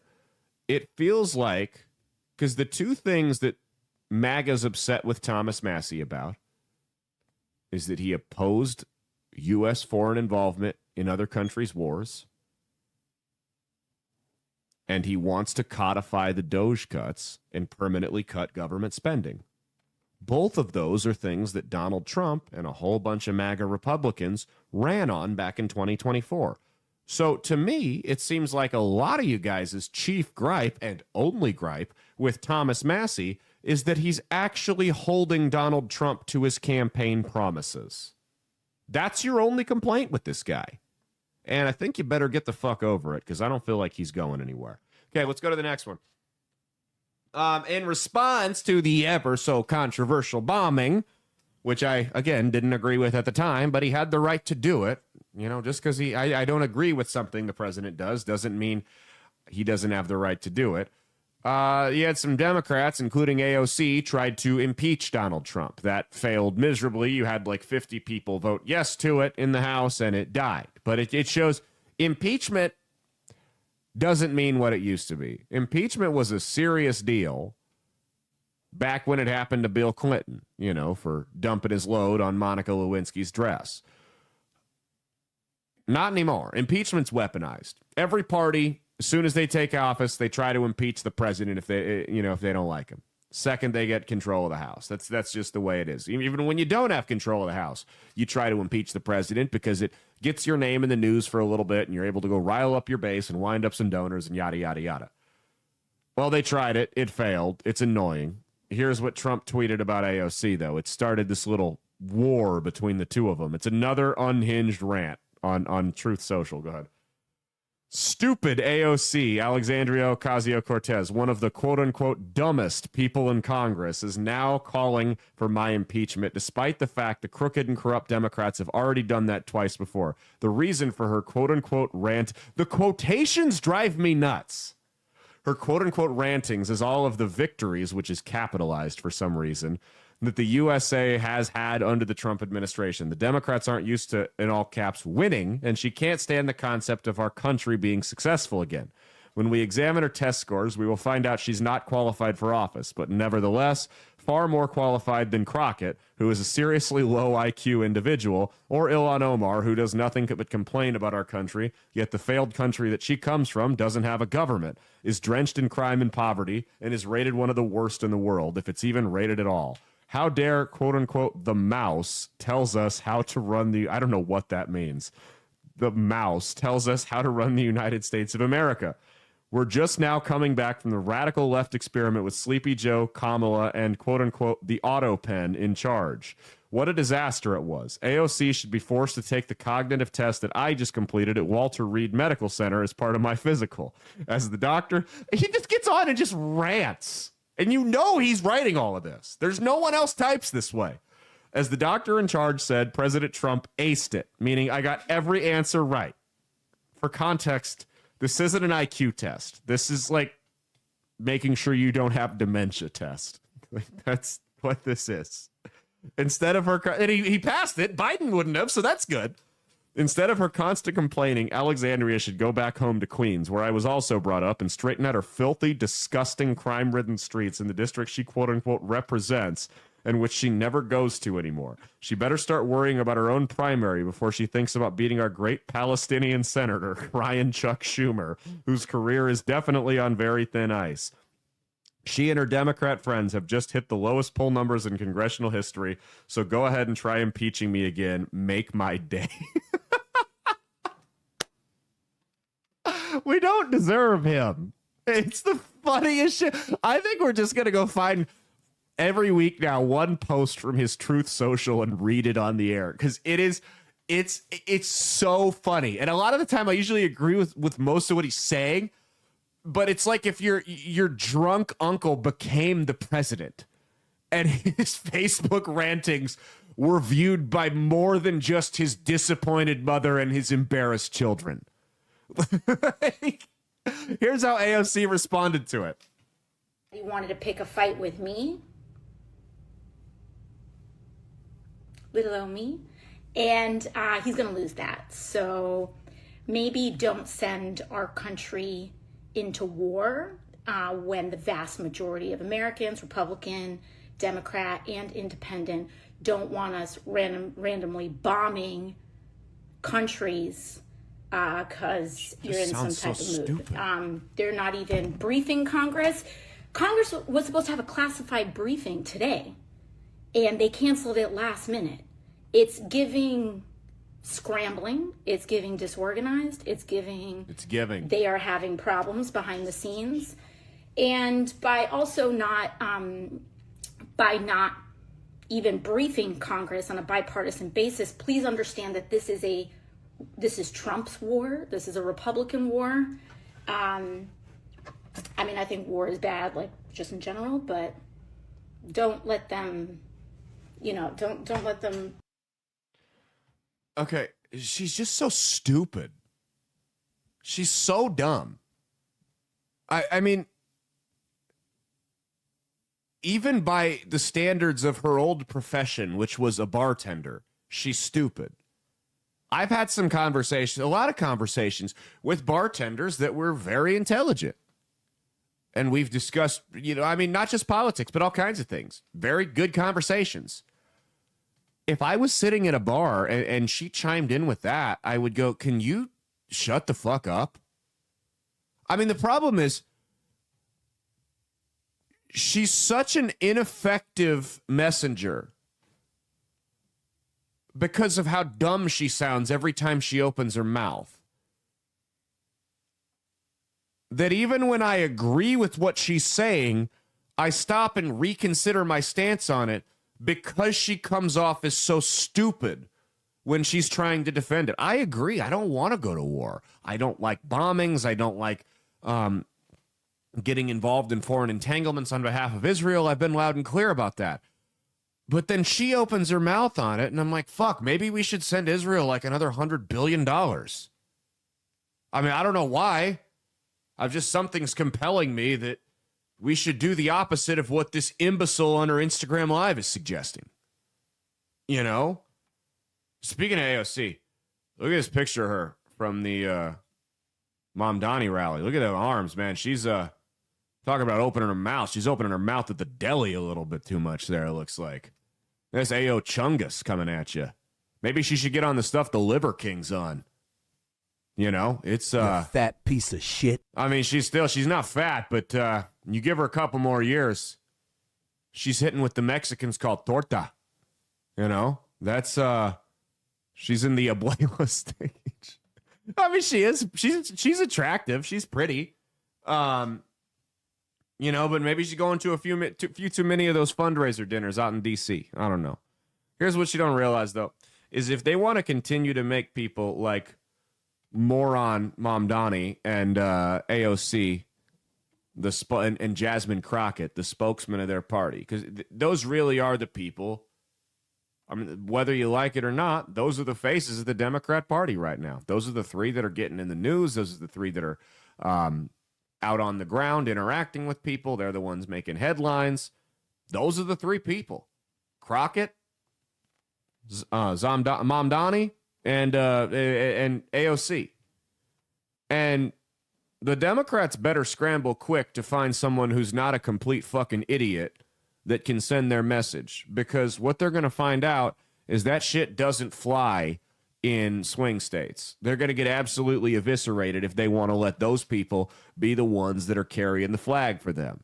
By all means, the radical ideas don't hold up. And I'm telling you right now, if this Mamdani idiot wins the mayoral election in New York City, he is going to be the death of that progressive wing of the Democrat Party, because people are going to get, before the 2028 presidential election, a nice long 3-year look at what socialism actually looks like on a major stage in New York City. It couldn't be a bigger stage in terms of cities in this country. And on the bright side, it won't hurt them. They'll just see the lasting effects of it, the same way we're looking at what Newsom's doing to California. I'm sitting here in Nebraska. I feel horrible for the people in California, but it doesn't really affect me all that much. So you're going to be able to sit there, watch this idiot destroy New York City, and go, oh, yeah, socialism doesn't work. It's a horrible idea. All right, let's go to the next. Well, it's about time. It's been a long time coming. We have covered this man on the show before, Lily Tino, the transgender activist. You know, that guy that goes around to Disneyland. Why do you keep calling me Bill? Goes around to Disneyland and talks about his junk, and then he'll record himself eating at restaurants, and when the server naturally calls him sir because he's a fucking man, he gets upset and calls the guy out and tries to cost him his job and take away his livelihood. Well, we're not going to call him Lily Tino. His name's Nick Cantino. That's his government name, or it was at one point. He's Nick Cantino. He is a man. He will always be a man. He decided to become trans after his wife allegedly cheated on him back in 2020. So it's almost like this stuff has a trauma response to it, you know. So Nick Cantino posted this image from a bathroom in at Disney World, ranking every women's bathroom at Disney World. And he outed himself as committing a crime, because now the Florida AG, James Uthmeyer, is investigating him for filming in women's bathrooms at Disney. He said, we're investigating. There's no tolerance for men in women's bathrooms. We're cracking down. Now, that's just for being in the bathroom is illegal. Recording in the bathroom is, that's a whole other set of problems there. He could face a $5,000 fine and up to 5 years in prison for this. And that, I say, by all means, let's make it longer. This freak is a menace to society. Can we call it what it is? He contributes nothing. Put him away. A sane society would have had him in an institution a decade ago, or half a decade ago. Put him away. What does he do? Look at this video of him at Disney. Check this out. Banned from Disney. I swear, we're about to get banned from Disney. Last summer, I got my cake pops removed, and the plan up until recently was to get my marshmallow wand reconfigured into a marshmallow tunnel. Unfortunately, a few weeks ago, I noticed some hair regrowth on my marshmallow wand. That's bad because the outside of the wand is what becomes the inside of the tunnel, so you don't want hair growing there, or else it's very uncomfortable. So I talked to my surgeon, and he said that it would be best to postpone the procedure until after hair removal is complete. This is obviously disappointing because I was really excited to have a marshmallow tunnel sooner. That being said, it is still happening. We're just not sure when it's happening. Hair removal is a fickle thing, and it's really hard to predict when it will finish. But my hair removal technician thinks it will be before the end of the year. So, fingers crossed. Oh, go. Want some? He's a Disney adult, which is worse than everything he's doing.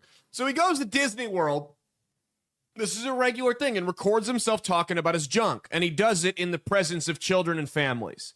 And I'm just a little confused by that. He's speaking in code. No, I know, but does he have hair growing on his penis? I mean, hair grows on your dick. Yeah. On it? Like on it. We'll do an anatomy lesson later. I trim it, but yes, hair does. Not all the way down it, but at the base of it, yes, it does. No, I meant like. Show me on the wine glass. Oh, I maybe he does. I've never seen his penis, so I couldn't tell you. I'm sure if I asked him, he'd be happy to show. Well, no, I'm not 13, so he probably wouldn't. But here's how I know that this is a fetish for this freak, that he gets off on this, in my opinion. Here's how I know. If you want to talk about this stuff, about your junk and transitioning and all that, there is absolutely no reason that you can't talk about that kind of stuff at your house. Why can't you set the phone up in your living room and record yourself talking about it, or in your car, or wherever? The fact that he intentionally goes not just to a public place, but to a public place that directly markets to children and families tells me this weirdo gets off on talking about sexual organs around kids. That's what the fucking problem is there. Make public stonings great again. We're going to start the merch line. We're going to bring it out here. I mean, that's truly what should happen to people like this. They want to behave this way. You don't believe me? Here's a video of him on a live stream talking to a minor. Check this out. And then they find out the minor's mom's there. Shelbert's mom is listening. Now, I am talking entirely about groceries, fresh produce. Groceries? It's disgusting. Be honest. Be honest, Shelbert. Or do you enjoy yours being consumed? It is a minor. Be honest. Shelby's typing. Big moment for Shelby. Oh no. Shelbert's mom is listening. Now, I am talking entirely about Pause this real groceries, quick. fresh produce. So we know he speaks in code about food, or about genitals as if they're food. And he's on here referring to genitals as groceries, but he's only talking about groceries, right? Asking a minor whose mom is listening if he or she, I don't know what this person is, enjoys having their groceries consumed. And he acknowledges that he's speaking in code because the mom is. I mean, I would call this grooming, but continue. Shelby, you like, bananas, mangoes, grapes, vitamin C, God, get the rocks. All these things. That's all I'm talking about. Jesse likes watermelons, 2 of them, of course. Now, if you had to rank the watermelons on a scale from A to B to C to D, or even double D, how? Can't help himself. Oh my God, this chat. Jesse also likes eggplants. Good. My mom said she was born at night, but not last night. Interesting. Hi, What Shelby's parent mom. doesn't shut this down? Burn it with fire. So let's review, shall we? All right, that's Lily enough. Tino, the trans influencer, who is Also, side note, I love how half the people that want to kill this guy are gay. That's my favorite part of all of this. The gays are like, we don't want nothing to do with this shit. Like, let me take my dick in the ass in the privacy of my own home. I don't want to be associated with this lunatic. And that's really how this entire issue is going to have to get corrected. Is the normal gays and lesbians are going to have to start fighting back about this. You've got to stop ignoring it in the name of tolerance. You've got to stop being bullied by the radical LGBTQ 4K HD TV activists in your own community, and you've got to start self-policing. Otherwise, we're going to start policing for you, and I think there are some folks who might go a little too far. That's all I'll say. I mean, put this lunatic in prison. Did you have something you wanted to add on this? I know you have opinions on this guy. Nick Cantino. No, I think you pretty much said it all. I know we talked about it the other day. Yeah, we talked about it on our walk. Yeah. So we talk about on our walk is trans genitals. That's bathroom filming. Okay, here's my thing though. If you're a mother that's sitting there watching your minor child communicate with this guy on a live stream who's clearly talking, it's not like it's a podcast where he's making inappropriate jokes just to a general audience. Directly talking to your kid about sexual organs, how do you not take the phone and shut this shit off? How do you not only take the phone and shut? I mean, if this is my kid and you're talking to him about sexual organs like this, about sex like this, you're some grown man that's cosplaying as a woman. Not only am I taking the phone from him, I'm not going to take the phone and shut it off. I'm going to take the phone, DM you pretending to be him, set up a meeting, and then me and 6 of my buddies are going to beat you into a fucking coma. And then we're going to leave you there. And maybe you'll die and maybe you won't. No one's going to miss you. But that's how I'm going to deal with this. I don't understand how a parent can just sit there and listen to this. And what the mom should lose her fucking kids for allowing this shit to go on. How much you want to bet she's one of those freak show moms that tried to trans her kid when he was 4 years old? Put them all in fucking prison. Make public stonings great again.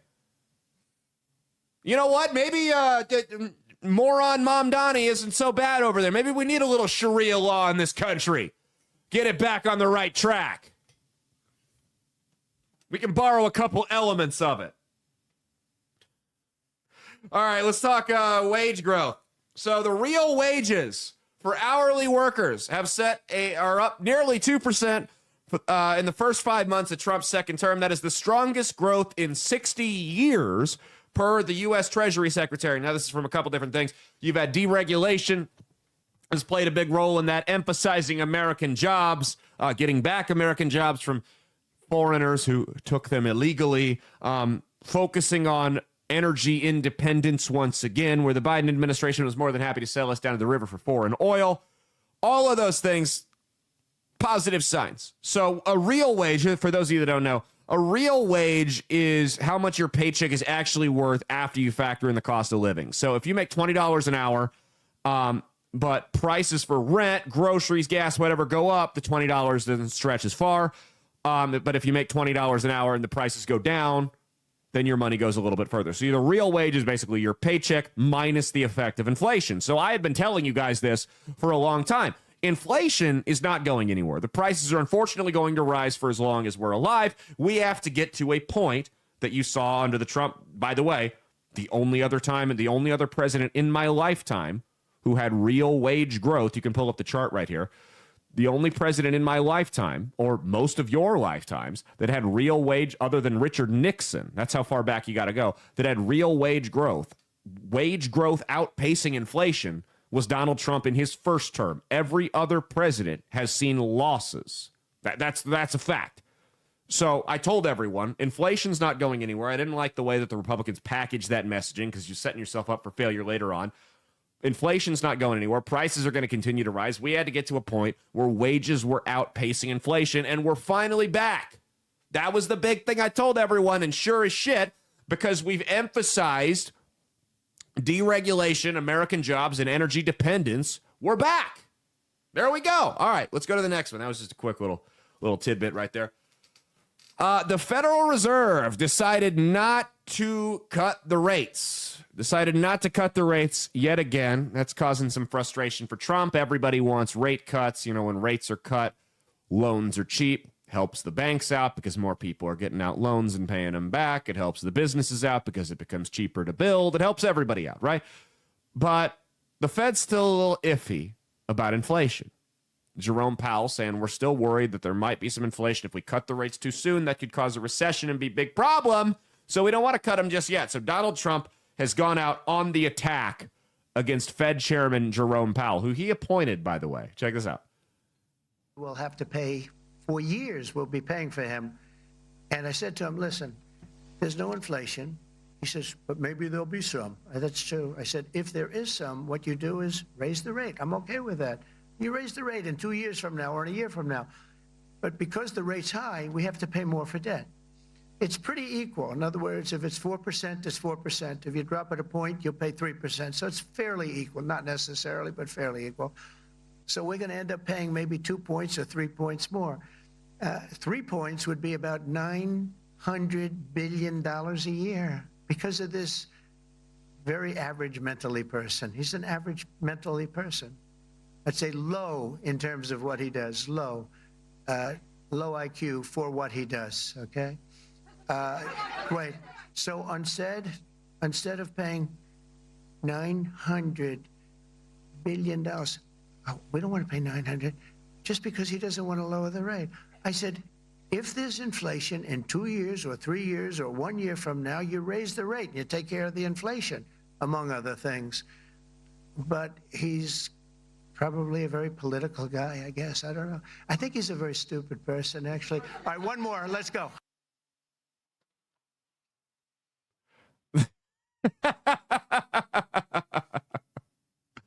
He had another one. He's been going in on the guy all week. Check this one out. So we have a stupid person, frankly, at the Fed. He probably won't cut today. Europe had 10 cuts, and we had none. We're going to lose because of this too late. I call him Too Late Powell because he's always too late. I mean, if you look at him, every time I did this, I was right 100%. He was wrong. Maybe I should go to the Fed. Am I allowed to appoint myself, Doug? I don't know. Am I allowed to appoint myself at the Fed? I do a much better job than these people. So anyway, we should be 2 points lower. It'd be nice to be 2.5 points lower. And by the way, if he's worried about inflation, that's okay. I understand that. I don't think there's going to be any. So far, there hasn't. But now we have a man that just refuses to lower the Fed rate, just refuses to do it. And he's not a smart person. I don't even think he's that political. I think he hates me, but that's okay. You know, he should. Just one more. I don't even think he's that political. I think he hates me, but that's okay. You know, he should. He should. I call him every name in the book, trying to get him to do something. I've been nice to him. I do it always. I don't know how to sell. I've been so nice to him, fellas, you wouldn't believe. Let's have dinner. Too late. I'd call him too late. Come on, too late. Let's have dinner. I do it every way in the book. I'm nasty. I'm nice. Nothing works. He's like just a stupid person.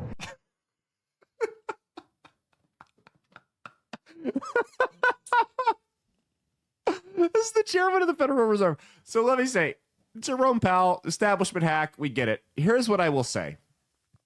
Trump appointed him, and as much as I'm not a fan of Powell, and as much as I agree he should cut the rates right now, in defense of Jerome Powell, this is a guy, you've got to look at things from his perspective. Jerome Powell is fucking shell-shocked from the last 4 years. He's nervous. You know, if you're in a relationship with somebody who beats you up for 4 years and then you finally get out of it and you get into a new relationship with somebody else, and that person may be the kindest, gentlest person in the world, but, you know, they raise their hand to grab something out of the shelf behind you and you flinch a little bit because you think they're going to hit you. It's the same thing. It's not because you think that person is actually going to hit you, but it's because you're just so used to it from the last 4 years of abuse. Powell put up with a lot of shit under the Biden administration.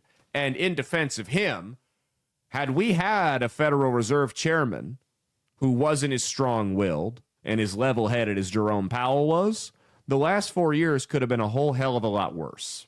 I mean, you're talking full-blown 08-style recession, if not worse, if we have anybody other than Jerome Powell leading the Federal Reserve. While we did go through a recession, the reason that recession wasn't 100 times worse is because Jerome Powell navigated that one with a lot of economic savvy.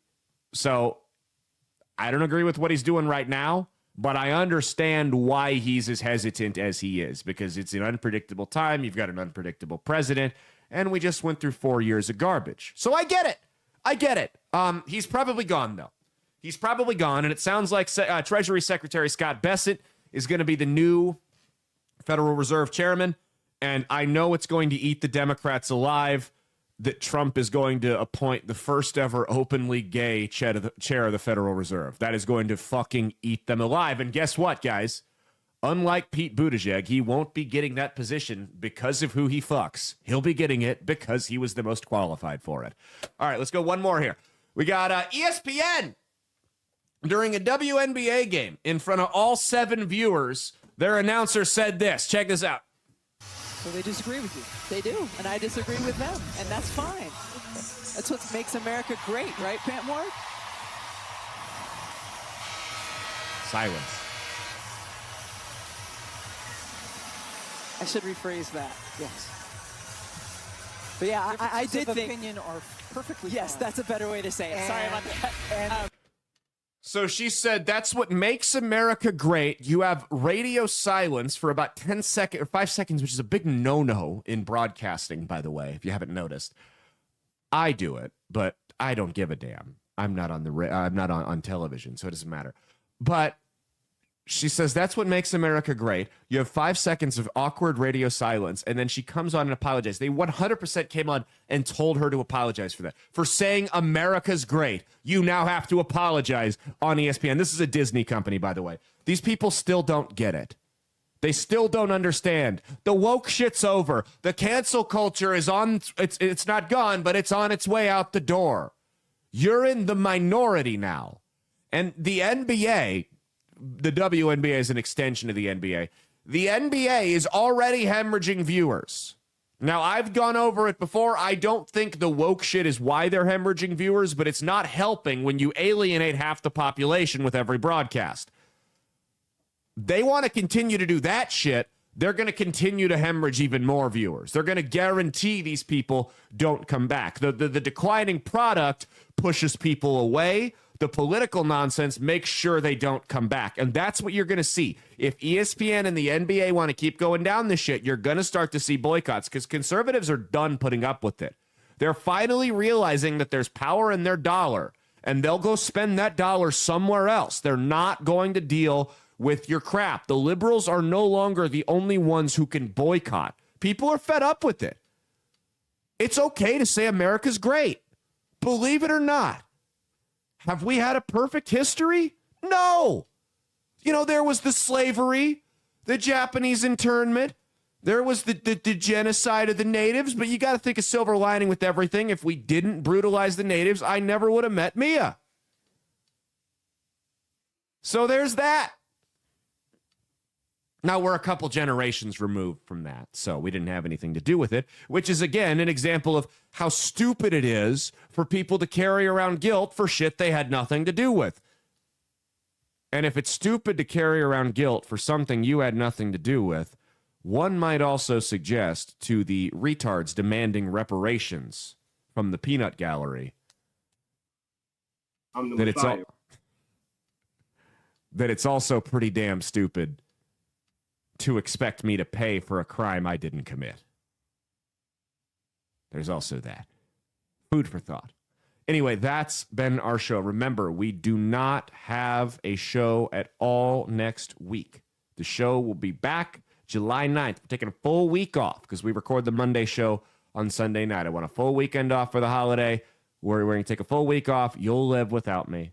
If something gets nuked, we'll do an emergency live stream. But other than that, don't plan on anything. Taking a much needed week off. We all need to rest a little bit around here. It's been just chaos, and it's time to catch back up on life and, you know, make it so Mia doesn't hate me anymore. No, I'm kidding. Kidding about that part. But we are taking a week off. Remember, Chris Baker Radio Live 365. We're there every Saturday running this same show that you see on Rumble and YouTube. Share around. If you liked the show, drop a review on Apple Podcasts. If you think we're running a quality operation here, give us 4 or 5 stars. 5 stars. Don't do 4.